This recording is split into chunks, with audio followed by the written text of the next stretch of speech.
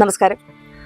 മനസ്സും ശരീരവും ആരോഗ്യത്തോടെ പരിപാലിക്കുക എന്നത് ഈ ഒരു കാലത്ത് വളരെയധികം പ്രയാസമുള്ള ഒരു കാര്യമാണ്. അതിന് ഏറ്റവും ശരിയായ ഒരു മാർഗം തന്നെയാണ് യോഗ. നമ്മളോടൊപ്പം ആർട്ട് ഓഫ് ലിവിങ്ങിന്റെ 20 വർഷമായി ആർട്ട് ഓഫ് ലിവിങ്ങിന്റെ യോഗാചാര്യനായ ശ്രീ അനിൽകുമാർ അടിമാലി സ്വദേശിയാണ്. അദ്ദേഹം നമ്മളോടൊപ്പം ഉണ്ട്. നമ്മുടെ ചെറിയ ചില സംശയങ്ങൾ, യോഗയെക്കുറിച്ചുള്ള ചെറിയ കുറച്ച് പാഠങ്ങൾ അദ്ദേഹത്തിൽ നിന്നും മീഡിയ പ്രേക്ഷകർക്കായി നമ്മൾ അവതരിപ്പിക്കുകയാണ്. നമസ്കാരം.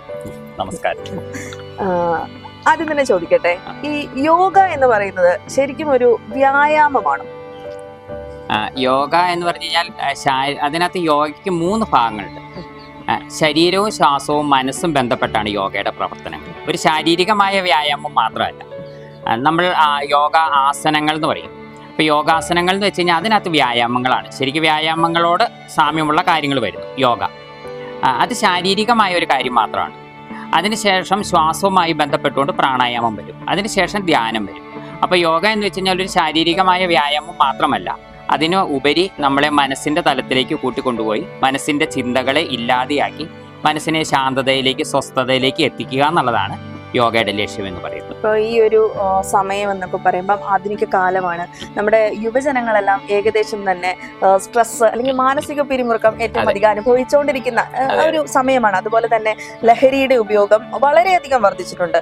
എടുത്തു പറയേണ്ട കാര്യം എന്ന് പറഞ്ഞാൽ ഇപ്പോൾ പ്രായം നോക്കാതെ തന്നെ ജീവിതശൈലി രോഗങ്ങൾ നമ്മളെ പിടികൂടുന്നുണ്ട്. അപ്പം ഇതിനൊക്കെ യോഗ എത്രത്തോളം നമുക്ക് സഹായകരമാകും?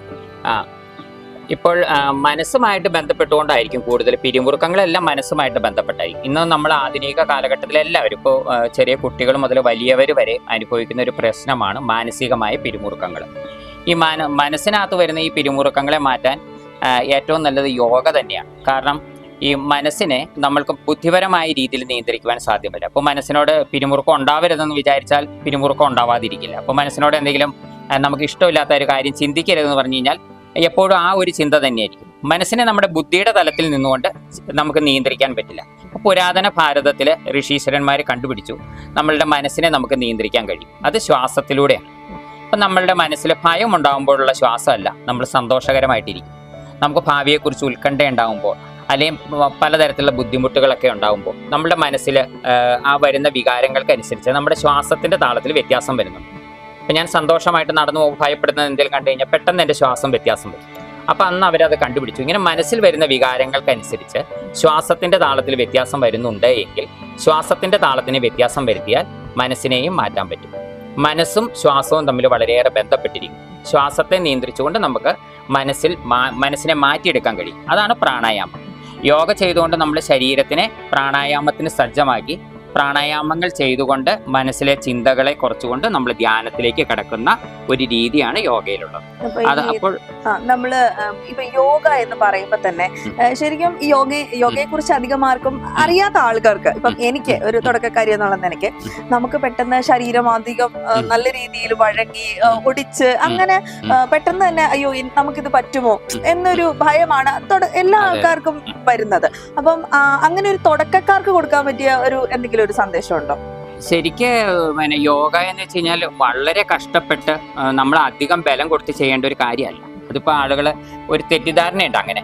കാരണം വളരെ ശരീരത്തിന് വഴക്കമുള്ളവർ വർഷങ്ങളുടെ പ്രയത്നം കൊണ്ട് പല രീതിയിൽ ശരീരത്തിന് വഴക്കം ഉണ്ടാക്കിയെടുത്തവർ യൂട്യൂബിലൂടെയും മറ്റുള്ള മാധ്യമങ്ങളിലൂടെയൊക്കെ അവർ ചെയ്യുന്ന കാര്യങ്ങളിടുമ്പോൾ ആളുകൾ, സാധാരണക്കാരായ ആളുകൾ ഓർക്കും, ഇതൊന്നും എനിക്ക് ചെയ്യാൻ പറ്റില്ല, ഞാൻ പോയി കഴിഞ്ഞ് ഇങ്ങനെ തന്നെ ചെയ്യണം. ശരിക്കും അങ്ങനെയല്ല. നമ്മളുടെ ശരീരത്തിന് സാധിക്കുന്നത് പോലെ മാത്രമാണ് ശാരീരികമായ യോഗാസനങ്ങൾ ചെയ്യേണ്ട കാര്യമുള്ളൂ. നമ്മൾ അത് വളരെ സൂക്ഷ്മയോഗ എന്ന് പറയും. ആദ്യത്തെ ശരീരത്തെ ആദ്യം തന്നെ യോഗ ചെയ്യാനുള്ള സജ്ജമാക്കി ചെറിയ യോഗാസനങ്ങളിലൂടെയാണ്.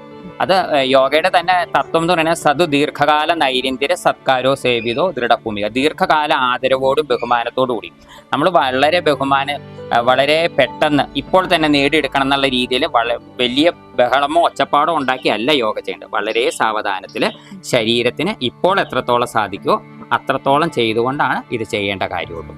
ഈ മറ്റൊരു കാര്യമുണ്ട്, അതായത് യോഗ ചെയ്തു കഴിഞ്ഞാൽ നമ്മുടെ പ്രായം കുറയും, അല്ലെങ്കിൽ നമ്മുടെ ചർമ്മം ഭയങ്കര ഭംഗിയായി മാറും. അത് ശരിക്കും ഒരു മിഥ്യാധാരണയാണോ അതോ വർഷങ്ങളായിട്ട് അങ്ങനെ ചെയ്യുന്നവരിൽ വരുന്ന ഒരു മാറ്റമാണോ? മനസ്സ് ശാന്തമാവും, മനസ്സ് സ്വസ്ഥമാവും. എല്ലാ പിരിമുറുക്കങ്ങളിൽ നിന്നും നമ്മൾ പുറത്തു വരിക. അത് നമ്മളുടെ അനുഭവമാണ്. വളരെ മനസ്സ് ഒരാളുടെ മനസ്സിൽ വരുന്ന പിരിമുറുക്കങ്ങൾ അയാളുടെ ശാരീരികമായ എന്തെങ്കിലും ഭംഗിയെയോ അല്ലെങ്കിൽ മറ്റെന്തെങ്കിലും ബുദ്ധിമുട്ടുകൾ ഉണ്ടാക്കണ്ടെങ്കിൽ അത് കുറയും. അല്ലാതെ അതിനങ്ങനെ പ്രത്യേകിച്ച് അങ്ങനെ ഒരു അടിസ്ഥാനപരമായ കാര്യമില്ല. നമ്മളുടെ മനസ്സ് വളരെ സ്വസ്ഥമാവും, ശാന്തമാവും, നമ്മൾ വളരെ സ്നേഹത്തിലാകും, നമ്മളുടെ എല്ലാ ഭയപ്പാടുകളും ഇല്ലാതെയാവും. അതുകൊണ്ട് നമുക്ക് വരുന്ന ശാരീരികവും മാനസികവുമായ അവസ്ഥകളിൽ വ്യത്യാസം വരും. മുഖം മനസ്സിന്റെ കണ്ണാടി അതെ. അപ്പം നമുക്കിപ്പം യോഗയില് നമുക്ക് ചെയ്യാൻ പറ്റിയ ഒരു സാധാരണക്കാർക്ക് അല്ലെങ്കിൽ വീട്ടമ്മമാർക്ക് സമയം അധികം ചെലവഴിക്കാൻ, നമ്മളുടെ കാര്യത്തിന് വേണ്ടി സമയം ചെലവഴിക്കാൻ പറ്റാത്ത ആൾക്കാർക്ക് ഒരു ദിവസം രാവിലെ എഴുന്നേറ്റ് കഴിഞ്ഞാൽ ചെയ്യാൻ പറ്റുന്ന സിമ്പിൾ ആയിട്ടുള്ള എന്തെങ്കിലും കാര്യങ്ങളുണ്ടോ? ഉണ്ട്. നമുക്ക് സൂക്ഷ്മയോഗ ചെയ്യാം, പിന്നെ 1-2 പ്രാണായാമങ്ങൾ ചെയ്യാം. അത് നമുക്ക് എല്ലാവർക്കും ചെയ്യാവുന്നതാണ്. ഇപ്പൊ ഈ സൂക്ഷ്മയോഗ തന്നെ ചിലത് കസേരയിലിരുന്ന് ചെയ്യാവുന്നതാണ്. അപ്പൊ എല്ലാവർക്കും ചെയ്യാവുന്നതാണ്. അത് ഏതെങ്കിലും ഒരെണ്ണം കാണിച്ചു തരാമോ? എങ്ങനെയാണ്? ഇപ്പൊ സൂക്ഷ്മമായ യോഗ എന്ന് പറയുമ്പോൾ നമ്മൾ തുടങ്ങുന്നത് നമ്മുടെ തള്ളവിരല് മൂക്കിന്റെ തുമ്പത്ത് വയ്ക്കും, ചൂണ്ടുവിരൽ അവസാനിക്കുന്നവിടുത്തെ കൈപ്പത്തി വയ്ക്കും, എന്നിട്ട് വലതുവശത്തുനിന്ന് ഇടതുവശത്തേക്ക് അമർത്തി ചുറ്റിക്കും. നമ്മളുടെ ശരീരത്തിലെ നാഡീവ്യൂഹങ്ങളുണ്ട്. തലച്ചോറിൽ നിന്ന് ഈ നാഡീവ്യൂഹങ്ങൾ ശരീരത്തിലെ ഓരോ കോശങ്ങളിലും ചെന്നെത്തുകയാണ്. ഈ നാഡീവ്യൂഹങ്ങളിലൂടെയാണ് ഈ തലച്ചോറ് വിവിധ ശരീരഭാഗങ്ങളുമായിട്ട് ബന്ധപ്പെട്ടിരിക്കുന്നത്. ഇതുപോലെ ഓപ്പോസിറ്റ് സൈഡും ചെയ്യും കുറച്ച് കഴിയുമ്പോൾ. അപ്പോൾ ഈ നാഡീവ്യൂഹങ്ങൾ കറക്റ്റ് ആണെങ്കിൽ തന്നെ നമ്മളുടെ ഒരു പരിധി വരെയുള്ള രോഗാവസ്ഥകൾ മാറും. തലച്ചോറിന് അതിനെ മാറ്റിയെടുക്കാൻ പറ്റും. ഇപ്പോൾ കണ്ണ്, ചെവി, മൂക്ക്, നാക്ക്, ത്വക്ക് ഈ 5 ഇന്ദ്രിയങ്ങളിൽ നിന്ന് വരുന്ന നാഡീവ്യൂഹങ്ങൾ ഒരുമിച്ച് ചേരുന്ന പോയിന്റാണ് ശിരസ്. ഈ നാഡീവ്യൂഹങ്ങൾക്ക് ഉണർവുണ്ടാവും ഇങ്ങനെ ചെയ്യുമ്പോൾ. രണ്ടാമതായിട്ട് നമ്മുടെ തള്ളവിരലുകൾ നെറ്റിയുടെ ഇരുവശങ്ങളിലും വയ്ക്കും. എന്നിട്ട് വിരലിന്റെ തുമ്പുകൊണ്ട് നെറ്റി ഇരുവശങ്ങളിലേക്ക് അമർത്തി വലിക്കും. മനസ്സിനെ ശാന്തമാക്കാൻ സഹായിക്കുന്ന നാഡീവ്യൂഹങ്ങൾ നെറ്റിയിലൂടെ കടന്നു പോകുന്നുണ്ട്. അതുകൊണ്ടാണ് നമുക്ക് പിരിമുറുക്കം ഉണ്ടാകുമ്പോൾ തലവേദന അനുഭവപ്പെടുക. ആരെങ്കിലും നമുക്ക് വളരെ ബുദ്ധിമുട്ടുണ്ടായി നമ്മൾ കൈകൊണ്ട് നെറ്റിയിൽ ഇടിക്കുകയൊക്കെ ചെയ്യുന്നത് അതുകൊണ്ടാണ്. പിന്നെ വലിയ വിരൽ കൊണ്ട് പുരികം തുടക്കം മുതൽ വാലറ്റം വരെയും അമർത്തി വലിക്കും. 2 പുരികങ്ങളുടെയും നടുക്കാണ് പീയൂഷഗ്രന്ഥി ഇരിക്കുന്നത്. അത് ഉണരുമ്പോഴാണ് നമ്മളുടെ ഉള്ളിലുള്ള അറിവ് നമുക്ക് തെളിഞ്ഞു കിട്ടുന്നത്. ഒരു ഡിക്ഷണറി പോലെയാണ്. എന്തിനെക്കുറിച്ച് ചിന്തിച്ചാലും ശരിയായ ഒരു അറിവ് ഉണ്ടാക്കാൻ ഉണർന്നു വരാൻ സഹായിക്കും. അതുപോലെ 2 വിരലും തള്ളവിരലും നടുവിരലും ഉപയോഗിച്ച് ഇതൊക്കെ ആർക്കും ചെയ്യാവുന്നതാണ്. അതുപോലെ വലിയ വിരൽ കൊണ്ട് കണ്ണിന്റെ അടിഭാഗം അമർത്തി വലിക്കുക. അതിനുശേഷം ഇതുപോലെ മുകൾ ഭാഗം അമർത്തി വലിക്കുക. അതിനുശേഷം തല അനക്കാതെ വെച്ച് ഇരുവശങ്ങളിലേക്കും മാറി മാറി നോക്കുക, മുകളിലേക്കും താഴത്തേക്കും. ഓരോരുത്തർക്കും കഴിയുന്ന സമയം ഇത് ചെയ്യാം. പിന്നെ കണ്ണ് കറക്കാം, തിരിച്ചും ചെയ്യുക. ആദ്യം വലതുവശത്തുനിന്ന് ഇടതുവശത്തേക്ക്, പിന്നീട് ഇടതുവശത്തുനിന്ന് വലതുവശം. പിന്നെ ഭിത്തിയുടെ നമ്മുടെ ദൂരെയുള്ള ഒരു 20 അടി ദൂരത്തിലുള്ള ഒരു പോയിന്റിലേക്ക് നോക്കുക. ഏറ്റവും ബലം കൊടുത്ത് കണ്ണടയ്ക്കുക, പെട്ടെന്ന് തുറക്കുക. ഇതൊരു 20 പ്രാവശ്യം ചെയ്യാം. തലമുടി നാര് പോലെ സൂക്ഷ്മമായ ഗ്രന്ഥികളിലൂടെയാണ് കണ്ണിൽ രക്തം ഒഴുകുന്നത്. അതിന് തടസ്സം വരുമ്പോഴാണ് മൂടല്, ക്ഷീണം, ബുദ്ധിമുട്ടുണ്ടാവുന്നത്. മുറുക്കി അടയ്ക്കുമ്പോൾ രക്തം പിൻവലിയും, പെട്ടെന്ന് തുറക്കുമ്പോൾ ശക്തമായിട്ട് മുന്നോട്ട് നിൽക്കും. കണ്ണിന്റെ മൂടല്, ക്ഷീണം, ബുദ്ധിമുട്ട് മാറി കിട്ടും. ഇതൊരു 20 പ്രാവശ്യം. പിന്നെ മൂക്ക് അമർത്തി താഴത്തേക്ക് വലിക്കുക. പിന്നെ ചെവി താഴത്തേക്ക് അമർത്തി വലിക്കുക, മുകളിലേക്ക് ഇങ്ങനെ വലിക്കുക, പിന്നെ വശങ്ങളിലേക്ക് വലിക്കുക. പിന്നെ 4 വിരലുകൾ വിടവില്ലാതെ ചേർത്ത് വെക്കുക. എന്നിട്ട് ചൂണ്ടുവിരൽ ചെവിയോട് ചേർന്ന് വരുന്ന രീതിയിൽ അമർത്തി താഴത്തേക്ക് വലിക്കുക. ഇതൊരു കുറച്ച് പ്രാവശ്യം ചെയ്യും. പിന്നെ ഈ മസിൽ അമർത്തി പിടിച്ചിട്ട് വായു തുറന്നടയ്ക്കുക ഇതുപോലെ. അതിനുശേഷം തള്ളവിരൽ ഉപയോഗിച്ചുകൊണ്ട് ചെവിയുടെ അടിഭാഗത്തുനിന്ന് താട എല്ലിന്റെ ഉള്ളിലൂടെ മുന്നോട്ട് അമർത്തി വലിക്കുക. പിന്നെ ശ്വാസം എടുത്ത് തല പുറകോട്ട് കൊണ്ടുപോകാം, വായു തുറന്നടയ്ക്കാം.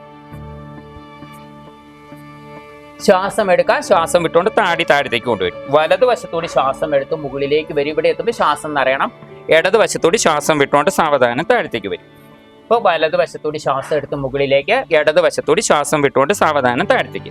ഒരു 3 റൗണ്ട് ചെയ്ത ശേഷം ഓപ്പോസിറ്റ് സൈഡ് ചെയ്യുക. ഇടതുവശത്തോട് ശ്വാസം എടുത്ത് മുകളിലേക്ക് വരും, വലതുവശത്തോട് ശ്വാസം വിട്ടുകൊണ്ട് സാവധാനം താഴത്തേക്ക് വരും. ഇങ്ങനെ 5 റൗണ്ടാണ് ചെയ്തെങ്കിൽ എതിർദിശയിൽ 5 റൗണ്ട് ചെയ്യുക. അതിനുശേഷം ശ്വാസം എടുത്ത് നേരെ വരും.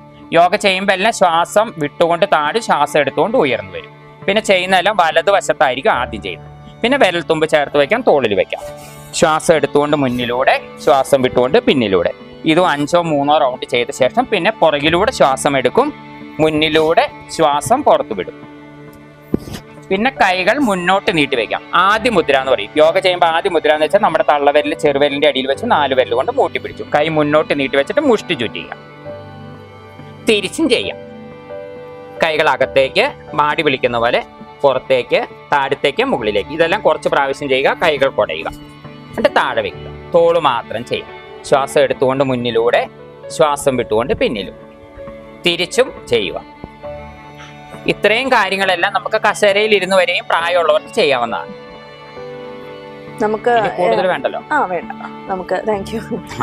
നമുക്ക് ഇപ്പോഴത്തെ ഒരു യുവജനങ്ങളോട് അല്ലെങ്കിൽ ഈ ഒരു തലമുറയോട്, പ്രത്യേകിച്ച് നമ്മുടെ ജെൻസി പല പേരുകളിലാണല്ലോ ഇപ്പൊ അറിയപ്പെടുന്നത്, അപ്പം അവർക്ക് കൊടുക്കാനുള്ള എന്തെങ്കിലും മെസ്സേജ് ഉണ്ടോ?